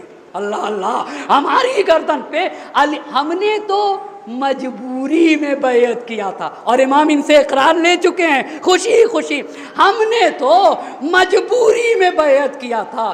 امام کو یہ بات پتہ چلی کہ طلحہ زبیر یہ کہہ رہے ہیں کہ ہم نے تو مجبوری میں بیعت کیا تھا, تو امام نے کہا بس کرو, یہ اپنے قتل کا سامان فراہم کر رہے ہیں اور یہ بری طریقے سے مارے جائیں گے. اچھا یہ بات یہاں تک رہی. کتنی بات ہوئی؟ زبیر کے نام معاویہ کا خط. معاویہ کے خط کے بعد طلحہ زبیر نے کیا کیا؟ امام سے کوفے اور بصرے کی گورنری کا مطالبہ کیا. اور حضرت عائشہ کہاں تھی؟ لیکن حضرت عائشہ بھی مکے سے مدینے کی طرف آ رہی تھی. اس کو ابن ابی الحدید معتزلی نے اپنی کتاب شرح نہج البلاغہ میں لکھا ہے کہ جب حضرت عثمان کو قتل کیا گیا تو حضرت عائشہ خوش ہو گئی. کہاں پہ تھی؟ کہاں پہ تھی؟ خوش ہو گئی, خوش ہو گئی. اور یہ کہتی تھی کہ اس کا خدا اس کو اپنی رحمت سے دور کرے. اور قتل کی خبر سنی تو تیزی سے مکے سے مدینے کی طرف آنے لگی. کہاں سے؟ مکے سے مدینے کی طرف. اور راستے میں کہتی جاتی تھی, راوی کا بیان ہے, راستے میں کہتی جاتی تھی کہ طلحہ کے جیسا کسی کو نہ پائیں گے لوگ. طلحہ سے ان کی کیا رشتہ داری تھی؟ آپ یہ بتائیے. قریش کس کو کہتے ہیں؟ قریش کس کو کہتے ہیں جی؟ نضر بن کنانہ کی اولاد کو قریش کہا جاتا ہے. قریش میں کتنے خاندان ہیں؟ جی 25 خاندان. پہلا بتائیے بنی تیم، دوسرا بنی عدی، تیسرا بنی امیہ، چوتھا جی بنی ہاشم. بنی تیم سے ابو بکر. طلحہ بھی بنی تیم سے تھا.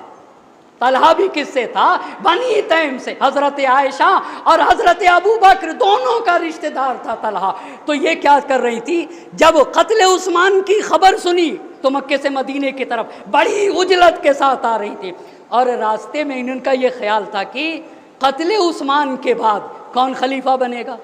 طلحہ خلیفہ بنے گا. اور یہ کہتے ہوئے آ رہی تھی کہ طلحہ کے جیسا لوگ کسی کو نہ پائیں گے. لیکن جب مقام شراف پہ پہنچی، کون؟ حضرت عائشہ. مقام شراف مکے اور مدینے کے درمیان ایک جگہ ہے.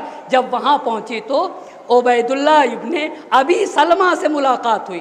عبید اللہ ابن ابی سلمہ مدینے سے مکے جا رہے تھے. حضرت عائشہ نے پوچھا کہ مدینے میں کیا خبر ہے؟ بہت توجہ کریے گا، مدینے میں کیا خبر ہے؟ عبید نے کہا عثمان قتل کر دیے گئے. اچھا. حضرت عائشہ نے پوچھا پھر کیا ہوا؟ پھر کیا ہوا؟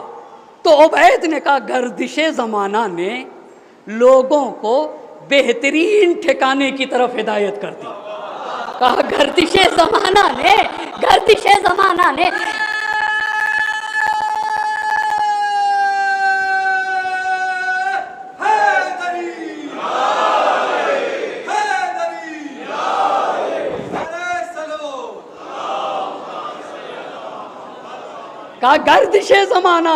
بہترین ٹھکانے کی طرف لوگوں نے علی کے ہاتھوں پہ بیعت کر لی. اللہ اللہ، لوگوں نے علی کے ہاتھوں پہ بیعت کر لی. اچھا، لوگوں نے علی کے ہاتھوں پہ بیعت کر لی.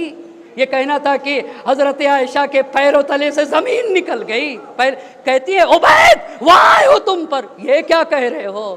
یہ کیا کہہ رہے ہو؟ یہ کیا؟ میں تو چاہتی ہوں کہ آسمان پھٹ کے زمین پہ گر جائے پر علی خلیفہ نہ بنے. اللہ اللہ، میں چاہتی ہوں کہ آسمان پھٹ کے زمین پہ. ابھی بتاؤں گا آخر حضرت عائشہ کو علی سے بغض کیوں تھا. اس کا تو شیخ مفید بتائیں گے نا، اور اپنی کتاب الجمل میں بتائیں گے، اور میں وہاں سے آپ کی خدمت میں. لیکن پوری بات تو سنیے گا نا. مل جل کر صلوات پڑھتے بر محمد اور آل محمد. خدا کی قسم کتنی عظیم بات جوش ملی آبادی نے کہی ہے. قطرے دل میں لیے ایک سمندر تھے حسین، ذات واحد میں سمیٹے ہوئے لشکر تھے حسین، دین آداب رفاقت کے پیمبر تھے حسین، جان دینے پہ جب آئے تو 72 تھے حسین. سرفرشتوں کے یہاں آج بھی غم ہوتے ہیں، ایسے انسان رسولوں میں بھی کم ہوتے ہیں. حیف جس قوم کا سلطان ہو ایسا انسان. تمہارا رہنما حسین، تمہارا آقا حسین، تمہارا سورما حسین ہے نا. حیف اور تم پیچھے رہ جاؤ، یہ کیسے ممکن ہے؟ تم میں خاموشی ہو، یہ کیسے ممکن ہے؟ حیف جس قوم کا سلطان ہو ایسا انسان، وہ رہے خستہ پریشان معطل حیران. نہ شرر بار ترنگی نہ دہکتے ارمان. آخر تمہارے ارمان میں آگ کیوں نہیں لگتی؟ نہ شرر بار ترنگی نہ دہکتے ارمان. جس کی آنکھیں فقط آباد ہوں، سینے ویراں، جرأت و ہمت و ایثار و وفا کچھ بھی نہیں. ذکر مولا پہ کراہوں کے سوا کچھ بھی نہیں. زندگی شعلہ جوالا ہے گلزار نہیں. اللہ اللہ، زندگی شعلہ جوالا ہے گلزار نہیں. موت کا گھاٹ ہے یہ مصر کا بازار نہیں. اللہ اللہ، موت کا گھاٹ ہے یہ مصر کا بازار نہیں. اپنے آقا کی تاسی پہ جو تیار نہیں، اپنے آقا کے تاسی پہ جو تیار نہیں، زندہ رہنے کا وہ انسان سزاوار نہیں. ہاں، زندہ رہنے کا وہ انسان سزاوار نہیں جو حسینی بھی ہو اور موت سے بھی ڈرتا ہو. اللہ اللہ، جو حسینی بھی ہو اور موت سے بھی ڈرتا ہو. ہاں، وہ توہین حسین ابن علی کرتا ہے. ایک صلوات پڑھتے بر محمد اور آل محمد. ہاں، تو عبید سے کہا کہ میں چاہتی ہوں کہ آسمان پھٹ کے زمین پہ گر جائے، آسمان پھٹ کے زمین پہ گر جائے پر علی مرتضیٰ خلیفہ نہ ہو. اچھا، تو آپ کو پتا ہے عبید نے کہا، عبید حقیقت یہی ہے جو میں نے کہی، اللہ اللہ، حقیقت وہی ہے جو میں نے کہی، اتنا کہنا تھا۔ حضرت عائشہ نالو فریاد کرنے لگی، نالو فریاد کرنے لگے۔ جب نالو فریاد کرنے لگی تو عبید کہتا ہے خدا کی قسم لوگوں میں علی سے زیادہ خلافت کے لیے شائستہ کوئی فرد نہیں، کہ لوگوں میں علی سے زیادہ خلافت کے لیے شائستہ کوئی دوسرا فرد نہیں۔ اے ام المومنین حضرت عائشہ، خدا کی قسم کائنات میں علی کا نہ کوئی نظیر ہے، نہ علی کا کوئی مثل ہے۔ آپ بتائیے آپ کو علی کی خلافت سے ناراضگی کیوں ہے؟ اللہ اللہ، آپ کو علی کی خلافت سے ناراضگی کیوں ہے؟ اتنی بات ہوئی، اتنی بات تو ایک راوی سے۔ دوسری بات اگر سننا ہے تو مل جل کر برعظمت محمد اور آل محمد صلوات۔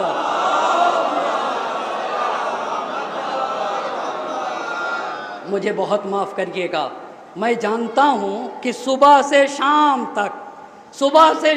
تک مجلسوں کا سلسلہ جاری رہتا ہے، اسی لیے میں کوشش کرتا ہوں کہ میں صرف ایک مجلس پڑھوں، میں صرف کتنی مجلسیں پڑھوں؟ ایک مجلس پڑھوں، مگر وہ ایک کئی مجلسوں کے برابر ہونا چاہیے۔ مجلس ظاہراً ایک ہوگی مگر وہ ایک کئی مجلسوں کے برابر ہوگی۔ اور اگر آپ بہتر سمجھے نا تو ایک مرتبہ گھر جا کر بھی سنا کریے، اپنی فیملی کے ساتھ بیٹھ کر بھی سنا کریے، ایک صلوات پڑھتے بر محمد اور آل محمد۔ ایک مرتبہ اور بتائیے گا، یہ بتائیے حضرت عثمان کو کس سال قتل کیا گیا؟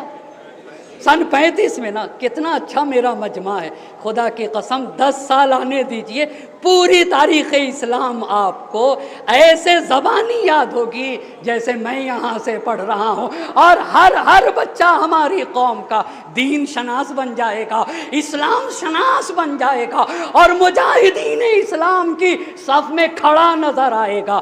اچھا تو حضرت عائشہ کہاں سے آ رہی تھی؟ مکے سے۔ کہاں آ رہی تھی؟ مدینے کی طرف۔ راستے میں پتہ چلا کہ علی کو خلیفہ بنا لیا گیا، علی خلافت تک پہنچ گئے۔ اب دوسرے راوی سے سنیے گا، اس کو بھی ایک بھی بات اپنی کتاب سے نہیں پڑھ رہا ہوں، ساری باتیں کس کی کتاب سے پڑھ رہا ہوں؟ ابن ابی الحدید معتزلی، انہوں نے نہج البلاغہ کی 20 جلدوں میں شرح کی ہے۔ یہ سنی عالم دین ہے، مگر سنی تو ہیں، حق بات کہتے ہیں۔ اللہ اللہ اللہ اللہ، یہ تو حسین کا صدقہ ہے نا، یہی تو قربانی ہے سید الشہداء کا صدقہ ہے نا۔ ہاں یہ بڑا شرف ہے، ہیں سنی مگر حق بات کہتے ہیں۔ کہا دیکھو حق بات، اور شاید سنی کہتے ہی اسی کو ہیں جو حق بات کہتے۔ ایک صلوات پڑھے بر محمد اور آل محمد۔ اور ایک بات اور آپ سے کہنا چاہوں، کسی کی کوئی توہین مقصود نہیں ہے، تاریخ تو وہ آئینہ ہے جس میں حقیقت کو بڑے اچھی طریقے سے دیکھا جاتا ہے نا، میں اسی آئینے کو پیش کرنا چاہتا ہوں۔ قیس بن حازم ہے، ان کا بیان ہے جس سال حضرت عثمان کو قتل کیا گیا اس سال حضرت عائشہ حج پہ گئی تھی اور میں حضرت عائشہ کے ساتھ تھا۔ راوی کا نام کیا ہے؟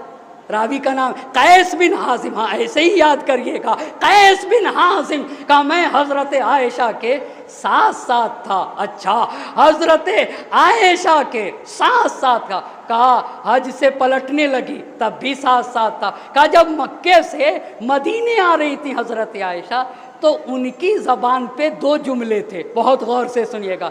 ایک جملہ یہ تھا، ایہا ذل اسبع، ایہا ذل اسبع، مجھ کو صاحب انگشت پہ ناز ہے، مجھے انگلی والے شخص پہ ناز ہے۔ یہ کون ہے؟ یہ کون ہے؟ ذل اسبع کون ہے؟ یہ طلحہ ہے۔ یہ کون ہے؟ اس کی انگلی کو کیا ہوا تھا؟ جنگ احد میں ان کی انگلی زخمی ہوئی تھی۔ عجب، ارے کسی کی انگلی زخمی ہو تو انہیں ناز ہوتا ہے، اور جو پوری زندگی جہاد کرے، جس کے بدولت جنگ بدر فتح ہوئی ہے، 70 آدمیوں کو قتل کیا گیا جنگ بدر میں، ان میں سے اکیلے 35 کو اکیلے علی مرتضیٰ نے قتل کیا ہے، 35 کو۔ کہا مجھے تو ذل اسبا پہ ناز ہے۔ یہ کون ہے ذل اسبا؟ طلحہ۔ مجھے طلحہ، یہ کیوں کہہ رہی تھی؟ مکے سے پلٹ رہی تھی، حضرت عثمان کا قتل ہوا، شاید طلحہ کو خلیفہ بنا لیا جائے، اور دوسرا جملہ کہہ رہی تھی عثمان کا خدا عثمان کو اپنی رحمت سے دور کرے۔ اچھا بہت توجہ کریے گا، عثمان کا خدا عثمان کو اپنی رحمت سے، طلحہ کی تعریفیں اور حضرت عثمان کو۔ بھائی صاحب ہم سے پہلے اگر کسی کو کہنا ہو تو طلحہ زبیر کو سکھائیے، بہت توجہ کریے گا، خود حضرت عائشہ سے کہیے نا۔ حضرت عائشہ نے کہا یہ ذلیسبا، مجھے طلحہ پہ ناز ہے، اور کہا کہ عثمان کا خدا عثمان کو اپنی رحمت سے دور کرے۔ اور جب ایک مقام پہ پہنچی مکے اور مدینے کے درمیان، حضرت عائشہ کو پتہ چلا کہ علی کو خلیفہ بنا لیا گیا، بس کہنے لگی لَوَدَدْتُ أَنَّ هَٰذِهِ وَقَعَتْ عَلَىٰ هَٰذِهِ۔ اونٹ پہ سوار تھی، جملہ ایسا ہے جیسے آسمان ان سے نزدیک تھا، کہ میں چاہتی ہوں کہ یہ آسمان پھٹ کے هَٰذِهِ وَقَعَتْ عَلَىٰ هَٰذِهِ، میں چاہتی ہوں آسمان پھٹ کے زمین پہ گر جائے۔ قتلوا ابن عفان مظلوما، عثمان کو جو عفان کے بیٹے تھے مظلوم مارا گیا، میں ان کے خون کا بدلہ لوں گی۔ تاریخ سمجھیے گا، یہ تاریخ ہے، تاریخ ہے۔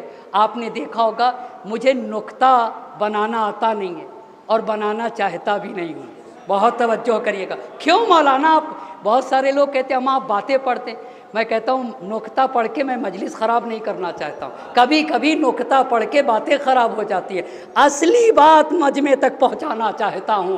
اچھا ابھی تو کہہ رہی تھی عثمان کا خدا عثمان کو اپنی رحمت سے دور کرے، اور جب یہ پتا چلا علی کو خلیفہ چن لیا گیا تو کہتی ہیں کہ لَوَدَدْتُ أَنَّ هَٰذِهِ وَقَعَتْ عَلَىٰ هَٰذِهِ، میں چاہتی ہوں آسمان پھٹ کے زمین پہ گر جائے، علی خلیفہ نہ بنے۔ اچھا، اور پھر کہا کہ اب مجھے مکہ پلٹاؤ۔ کہاں پلٹاؤ؟ مکے کی طرف پلٹا دو۔ واپس مدینہ آ رہی تھی نا، مکے کی طرف، اور جب مکے کی طرف جانے لگی تو قیس کہتے ہیں کہ اب حضرت عائشہ کہنے لگی قتلوا ابن عفان مظلوما، عفان کے بیٹے عثمان کو مظلوم مارا گیا۔ تو قیس کہتے میں نے کہا حضرت عائشہ ام المومنین، ابھی تک تو آپ ان کو بہت برا بھلا کہہ رہی تھی، ابھی تک۔ آپ کو پتہ ہے فارسی کی ایک مسئلہ ہے، میں ان کو نہیں کہہ رہا ہوں مگر فارسی کی مسئلہ ہے، دروغ گو حافظ ندارت، جھوٹے کا حافظہ ختم ہو جاتا ہے۔ عجب، پتہ ہی نہیں چلتا 10 منٹ پہلے کیا کہا ہے اور اب کیا کہہ رہا ہے۔ کہا یہی ہے نا، کہا جھوٹے انسان کا حافظہ ختم ہو جاتا ہے۔ دروغ گو آپ بھی یاد کر لیجئے اور ایک صلوات پڑھ دیجئے۔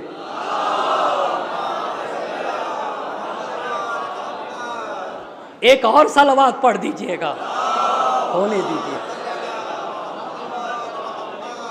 ٹھیک ہے، تھک تو نہیں نہ رہے ہیں؟ ایک اور صلوات پڑھیے مل جل کر۔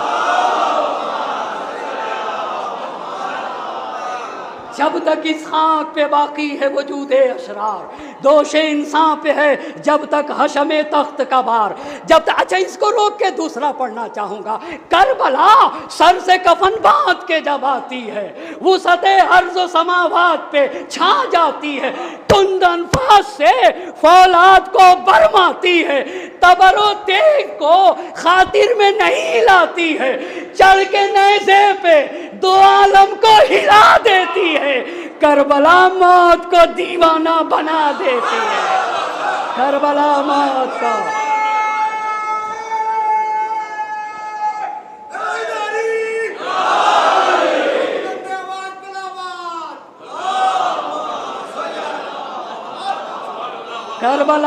کربلا سر سے کفن باندھ کے جب آتی ہے، وسعت ارض و سماوات پہ چھا جاتی ہے، تند انفاس سے فولاد کو برماتی ہے۔ तबरो तेग को खातिर में नहीं लाती है, चढ़ के नेज़े पे दो आलम को हिला देती है। अल्लाह अल्लाह, ये जो कुछ है आज आलम में ना, ये करबला सैयद शुहदा का सदका है। चढ़ के नेज़े पे दो आलम को हिला देती है। करबला मौत को, करबला मौत को दीवाना बना देती है। करबला अब भी हुकूमत को निगल सकती है, करबला तख्त को तलवों से मसल सकती है, करबला खार तो क्या आग पे चल सकती है, करबला वक्त के धारे को बदल सकती है। करबला कलए फौलाद है जर्रारों का, करबला में फर्रार नहीं रहते, करबला में कर्रार रहा करते हैं। करबला कलए फौलाद है जर्रारों का, करबला नाम है चलती हुई तलवारों का। एक सलावत पढ़े बर मोहम्मद और आले मोहम्मद। कहाँ तक बात पहुंची थी? बात कहाँ था? अब जब वापस जाने लगी, कहा अफ़ान के बेटे उस्मान को मजलूम मारा गया। तो कैस ने कहा अभी तक तो आप कह रही थी कि उस्मान का खुदा उस्मान को अपनी रहमत से दूर करे, और आप कह रही उस्मान को मजलूम मारा गया। कहा हाँ, सन 35 हिजरी में उस्मान ने गलती की थी, उनसे तौबा कराई गई, उन्होंने तौबा कर लिया, और तौबा करने के बाद ऐसे सफ़ेद हो गए जैसे चांदी सफ़ेद हो जाती है। साले गुज़िश्ता की मजलिस सुनिएगा, वहाँ के ऊपर कैसा तौबा था। तौबा करने के बाद, ये तारीख के अल्फाज है ना, चांदी की तरह सफ़ेद हो गए। उसके बाद लोगों ने उनको कत्ल कर दिया। अच्छा, और वो भी ज़िलहिज के महीने में, और जब वो कत्ल किए गए तो रोज़ा रखे हुए थे। ये कहने लगी अच्छा, तो इससे पहले आप क्यों कह रही थी भाई? इससे पहले आप क्यों कह रही थी उस्मान का खुदा उसको? अच्छा, इसको तो इब्न अबिल हदीद मुतज़ली ने लिखा। इस बात को अब जब मक्के पहुंच गए, ये है तारीख अज़ीज़ान मोहतरम, अब जब मक्के पहुंच गई तो बलाजुरी अहले सुन्नत के राइटर है, बलाजुरी ने अपनी किताब अंसाबुल अशराफ जिल्द 5 सफ़ा नंबर 90 पे ये बात लिखी है। जब मक्के में पहुंच गई, बहुत तवज्जो करेगा मेरा मजमा, मक्के में जब पहुंच गई तो अहले मक्का से कहने लगी, अरे अहले मक्का, और पहले जब हज के लिए गई थी, अभी उस्मान कत्ल न किए गए थे, तो तमाम अहले मक्का से कह रही थी उस्मान ना असल है, उस्मान यहूदी हो गया है। उस्मान की मिसाल उस यहूदी की तरह है जिसके बदन पे बहुत ज़्यादा बाल होते हैं। उक़्तुलू उस्मान, उस्मान को कत्ल कर दो, मुसलमानों को शौक दिला रही थी। और जब अली मुर्तज़ा को खिलाफत मिल गई, अब मक्के में जाके कह रही हैं उस्मान मजलूम मारे गए, मैं तो उस्मान के खून का बदला लूँगी, मैं उस्मान के खून का बदला। और ऐ लोगों, बहुत तवज्जो करनी, खुदा की कसम, मेरा कहना है, हमारा मजमा कहता है कि हमने अली मुर्तज़ा के फ़ज़ाइल सुने हैं, मगर मेरा मानना है कि मेरे इमाम की फजीलत जैसे बयान होना चाहिए अभी तक वैसे बयान ना हुई। अल्लाह अल्लाह, हमने अपने इमाम को पहचाना ही नहीं है। हमें तो अली मुर्तज़ा को बहुत ज़्यादा पहचाना। करबला हुसैनी होने से पहले हसनी है, और हसनी होने से पहले अलवी है। अल्लाह अल्लाह, करबला पहले अलवी है, फिर हसनी है, फिर हुसैनी है, और अलवी और हसनी से पहले नबवी है। एक सलावत पढ़ दे बर मोहम्मद और आले मोहम्मद। अब जब मक्के में पहुंचे, कहे लोगों उस्मान कत्ल कर दिएगा, और देखो उस्मान के कातिल अली हैं, का उस्मान के कातिल अली हैं। बहुत तवज्जो करेगा मेरा मजमा, उस्मान के कातिल अली हैं। और फिर कहा खुदा की कसम, खुदा की कसम, नकल कुफ्र कुफ्र नबाशत, तारीख का जुमला। कहाँ अमीरुल मोमिनीन, कहाँ तीसरे खलीफा, कहाँ अमीरुल मोमिनीन, और कहा उस्मान की एक रात अली की पूरी जिंदगी से अफजल। ये किसने कहा उस्मान की, ये भी तारीख बलाजुरी ने लिखा।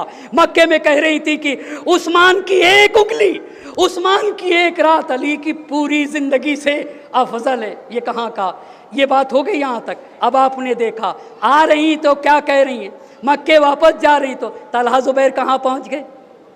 मक्के में पहुँचे ना। हज़रत आयशा कहाँ पहुँच गई? मक्के में। اب توجہ کریے گا، اب طلحہ زبیر حضرت عائشہ کو خط لکھیں گے۔ حضرت عائشہ کو کیا لکھیں گے؟ کیا خط لکھیں گے؟ ہم نے علی کے خلاف پرچم مخالفت بلند کی ہے، آپ ہمارے ساتھ آ جائیے اور دیکھیے علی کی مخالفت ظاہر کریے اور عثمان کے خون کو بہانہ بنائیے، اور آپ لوگوں کو طلحہ اور زبیر کے لیے دعوت دیجیے۔ حضرت عائشہ نے مکے میں کہا دیکھو عثمان مظلوم مارے گئے، عثمان کے خون کا بدلہ لینا ہے اور طلحہ زبیر کے ہاتھوں پہ بیعت کرو۔ ادھر حضرت عائشہ نے مکے میں پرچم مخالفت علی ابن ابی طالب بلند کیا، ادھر ام سلمہ نے عائشہ کی مخالفت شروع کی اور حضرت علی کی طرفداری کی۔ بس آج کی گفتگو یہیں پہ روک رہا ہوں، آج کی گفتگو یہیں پہ روکتا ہوں۔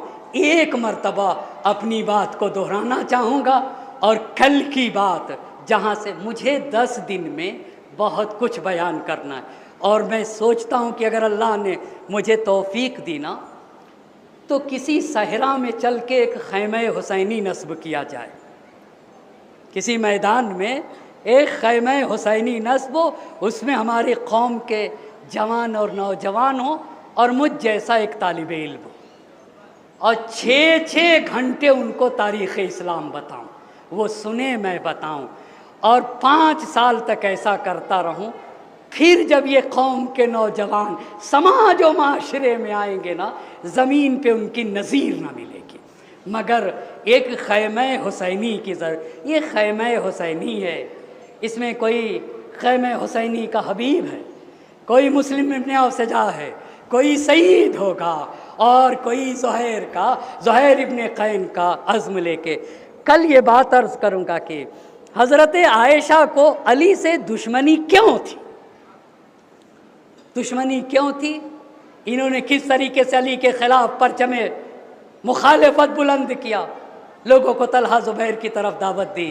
ایک خلاصہ کروں، جتنی باتیں آج آپ کی خدمت میں عرض کیا، مجھے اس کا احساس ہے کہ آپ دن بھر عزاداری کرتے ہیں، مگر یہ عشرہ تحریک ہے، یہ عشرہ مشن ہے، اور میں یہ آپ سے تقاضا کروں گا کہ کوشش کریے کہ آپ کی یہ مجلسیں مس نہ ہوں۔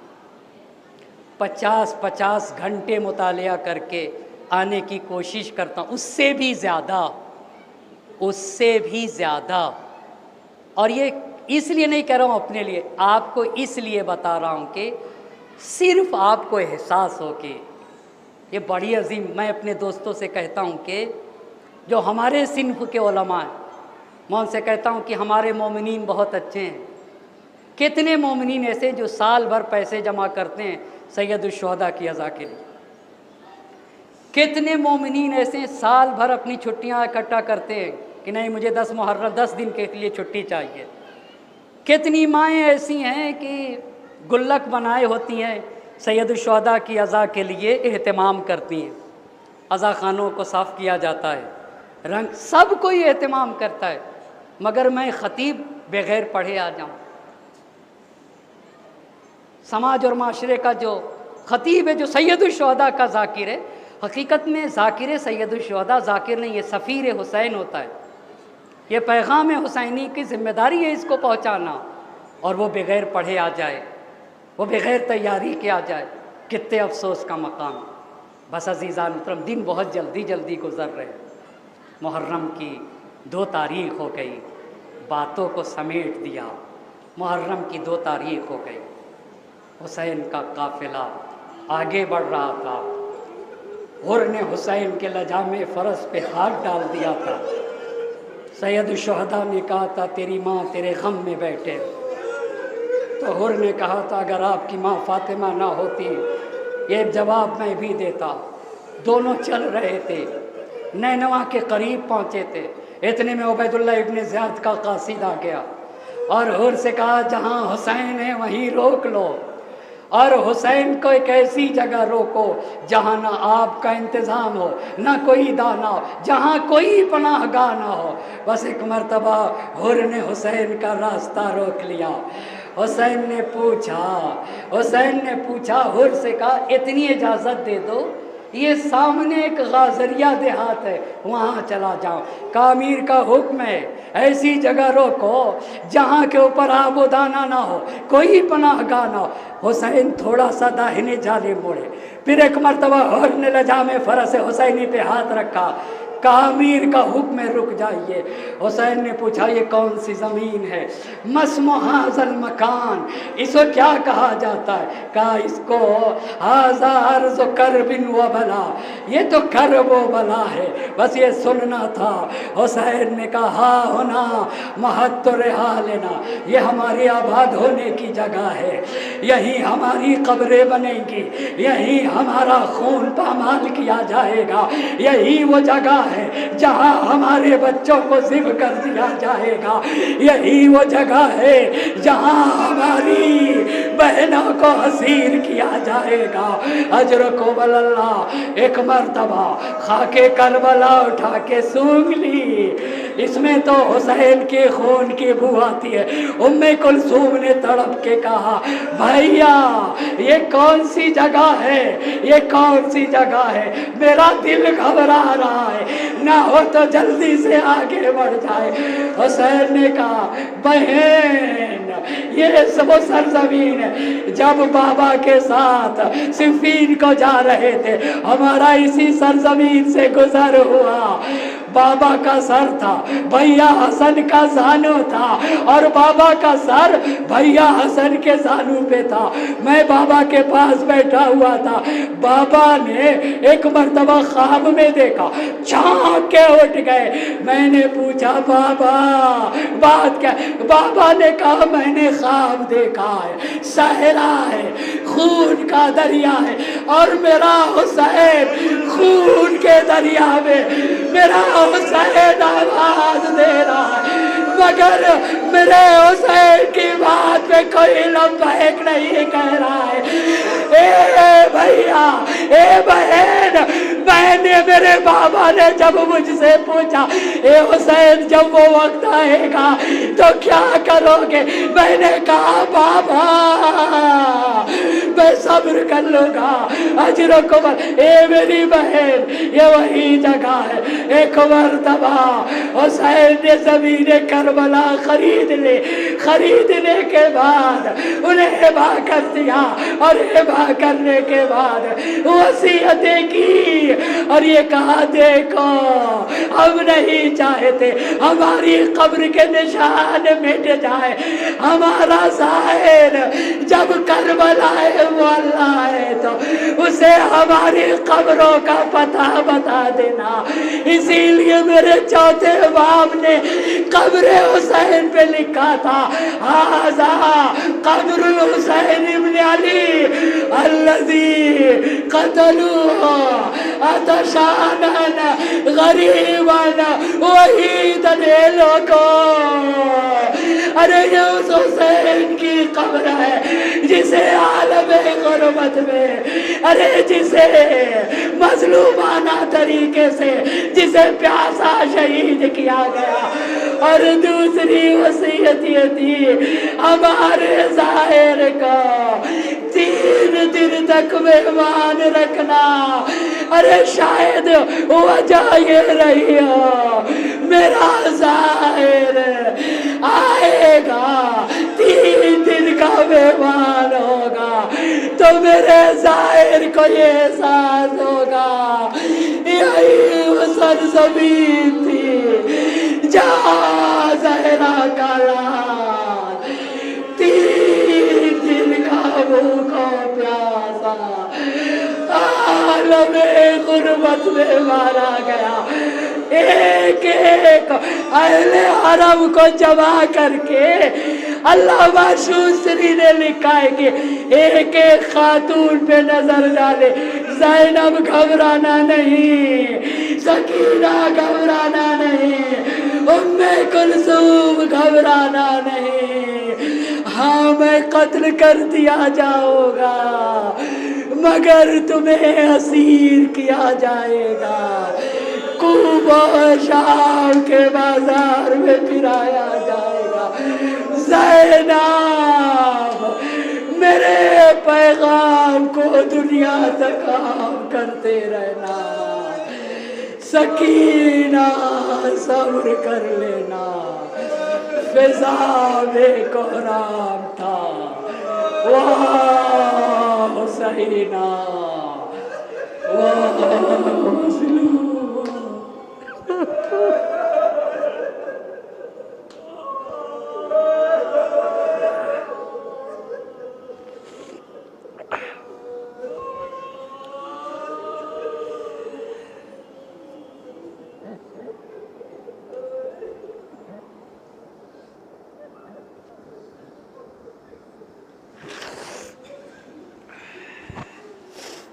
وَسَيَعْلَمُ الَّذِينَ ظَلَمُوا أَيَّ مُنقَلَبٍ يَنقَلِبُونَ إِنَّا لِلَّهِ وَإِنَّا إِلَيْهِ رَاجِعُونَ إِلَٰهِ بِحَقِّ الزَّهْرَاءِ وَأَبِيهَا وَبَالِهَا وَبَنِيهَا وَالسِّرِّ الْمُسْتَوْدَعِ فِيهَا 10 مرتبہ بسمک یا اللہ یا اللہ یا اللہ یا اللہ یا اللہ یا اللہ یا اللہ یا اللہ یا اللہ یا اللہ۔ معبود تجھے اس اسماء حسنہ کا واسطہ، تجھے نبی اور آل نبی کی حرمت کا واسطہ ہماری اس عزا کو شرف قبولیت عطا فرما، ہماری ناسوں کو رمال زہرا میں جگہ عنایت فرما، حاضرین مجلس کی تمام حاجات شرعیہ کو پورا فرما۔ پاک پروردگارا ہمیں سید الشہداء اور ان کے با وفا صاحب کی بہتر سے بہتر طریقے سے عزا منانے کی توفیق مرحمت فرما۔ جمہوریہ اسلامیہ ایران کو اپنے حفظ و امان میں رکھ، مجاہدین اسلام کو صحت و سلامتی طول عمر مرحمت فرما۔ علماء کرام مراجع اعظام کا سایہ ہمارے سروں پہ باقی رکھ۔ پاک پروردگارہ حاضرین مجلس کی تمام حاجات شرعیہ کو پورا بنا۔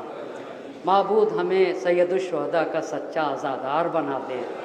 پاک پروردگارہ ہمیں عزائے سید الشہداء کی توفیق مرحمت فرما۔ معبود وقت کے امام کو ہم سے راضی و خشنود فرما، ان کے ظہور میں تعجیل فرما اور ہمیں ان کے اعوان و انصار میں شمار فرما۔ ربنا تقبل منا انک انت السمیع العلیم۔ ماتم حسین۔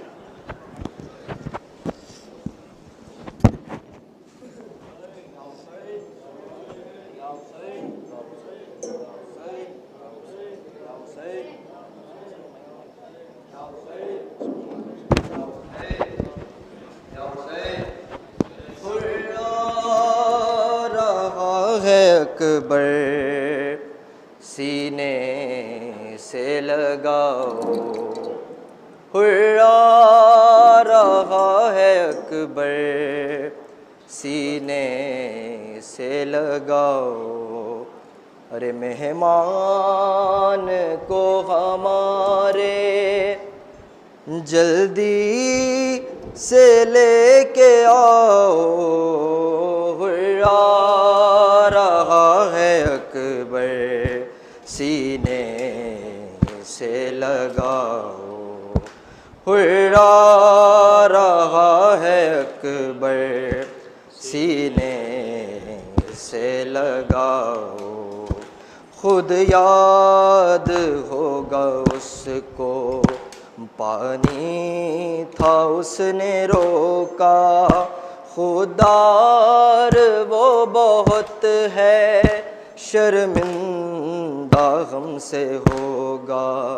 ارے پیاسے ہیں سارے بچے اس کو نہ یہ بتاؤ، ہرا رہا ہے اکبر سینے سے لگاؤ، ہرا رہا ہے اکبر سینے سے لگاؤ۔ دیکھو وہ چل رہا ہے میدان میں لڑکھڑا کر، گرنے سے پہلے اکبر اس کو سنبھالو جا کر۔ اے میرے شاہزادے جلدی قدم بڑھاؤ، ہرا رہا ہے اکبر سینے سے لگاؤ، ہرا رہا ہے اکبر سینے سے لگاؤ۔ عباس اپنے دل سے ہر بات صاف کر دو، ماں فاطمہ کے صدقے حر کو معاف کر دو، جا کر علم کے اس کو سائے میں لے کے آؤ، ہرا رہا ہے اکبر سینے سے لگاؤ، ہرا رہا ہے اکبر سینے سے لگاؤ۔ تا حشر یہ کریمی سب یاد ہی رکھیں گے، مہمان کا پسینہ خود صاف ہم کریں گے، فضا ہماری ماں کا رومال لے کے آؤ، ہرا رہا ہے اکبر سینے سے لگاؤ، ہرا رہا ہے اکبر سینے سے لگاؤ۔ تم سے بھی پہلے مرنے جائے گا اس کا بیٹا، جی بھر کے دیکھ لے وہ اپنے پسر کا چہرہ، کم وقت رہ گیا ہے جا کر اسے بتاؤ، ہرا رہا ہے اکبر سینے سے لگاؤ، ہرا رہا ہے اکبر سینے سے لگاؤ۔ سجاد کیا بیاں ہو کہتی تھی بنت زہرا، بھائی کی جاں بچانے ایک اور حبیب آیا، میرا سلام فضا پہنچا کے اس کو آؤ، ہرا رہا ہے اکبر سینے سے لگاؤ، ہرا رہا ہے اکبر سینے سے لگاؤ۔ یا حسین یا حسین یا حسین یا حسین یا حسین یا حسین یا حسین یا حسین یا حسین یا حسین۔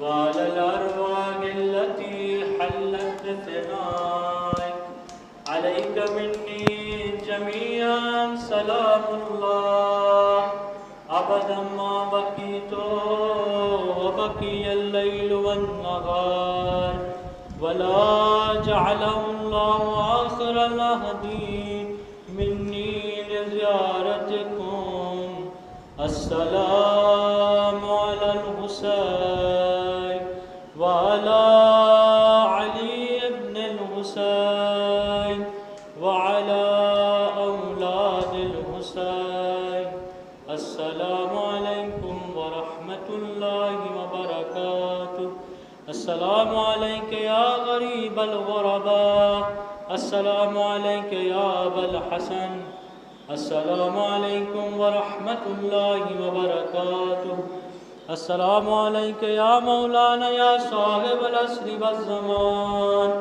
السلام عليك يا شريك القرآن، السلام عليك يا إمام زمان